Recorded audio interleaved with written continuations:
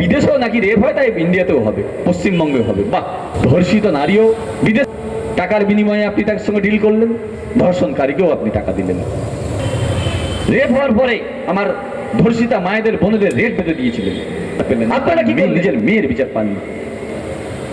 আপনি 3 মাস ক্ষমতায় এসছেন, 3 মাসে এসে আপনারাই যখন বিরোধী ছিলেন, আমরা বিরোধী ছিলাম, যখন অভয়াকাণ্ড হলো, অভয়াকাণ্ডে আমরা সবাই মিলে লড়লাম, অভয়ার বিচার চাইলাম, অভয়ার সেন্টিমেন্ট নিয়ে অভয়ার মাকে আপনারা প্রার্থী করলেন, তিনি জিতলেন, মানুষের ভালোবাসা তিনি পেলেন, মানুষের সহানুভূতি তার প্রতি ছিল, তিনি জিতলেন। কিন্তু তিনি জেতার পরও ওই সরকারের তিনি এমএলএ হওয়ার পরও আজও তিনি বিচার পেলেন না, তার নিজের মেয়ের বিচার পাননি।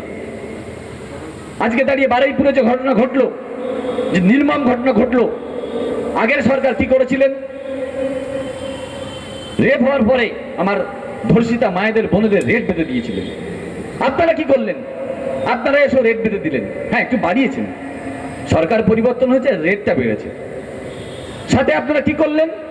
একজন ধর্ষণকারী, যা মানুষের রোষে পড়ে যার মৃত্যু হলো, অবশ্যই এটা ঠিক নয়, আইন হাতে তুলে নেওয়া উচিত নয়, আমাদেরকেও সংযত হতে হবে।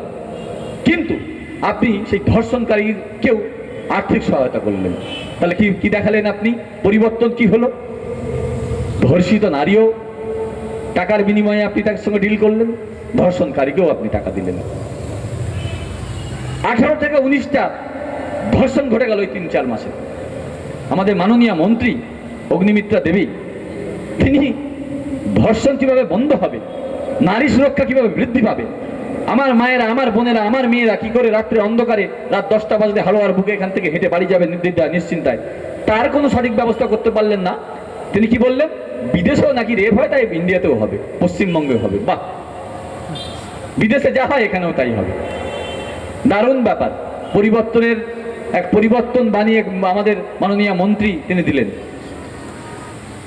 আরেকজন আছেন আমাদের মাননীয়া দিদিমণি, কেউ আর পিসি বলে চেনেন, তিনি এতদিন ধর্ষণের জন্য মুখ বন্ধ করে রেখেছিলেন। যিনি ধর্ষণের বিচার করতে গিয়েছিলেন, দময়ন্তী সেনের মতো দক্ষ পুলিশ অফিসারকে তিনি ডিমোশন করিয়েছিলেন ধর্ষণের আসামিদের খুঁজে বের করার জন্য।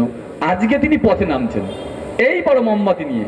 15 বছরের যে মোমবাতি জমেছিল ওনার, যেগুলো জ্বালে দিন, সেগুলো একসাথে করে এত বড় একটা মোমবাতি নিয়েছেন, নিয়ে এখন তিনি রাস্তায় নেমেছেন। কোথায় ছিলেন আপনি অভয়ের সময়, মাননীয় মুখ্যমন্ত্রী? আপনি এখন নাটক করছেন 15 বছর পরে এসে। কি নাটক করছেন? না আপনি ধর্ষণের এগেনস্টে।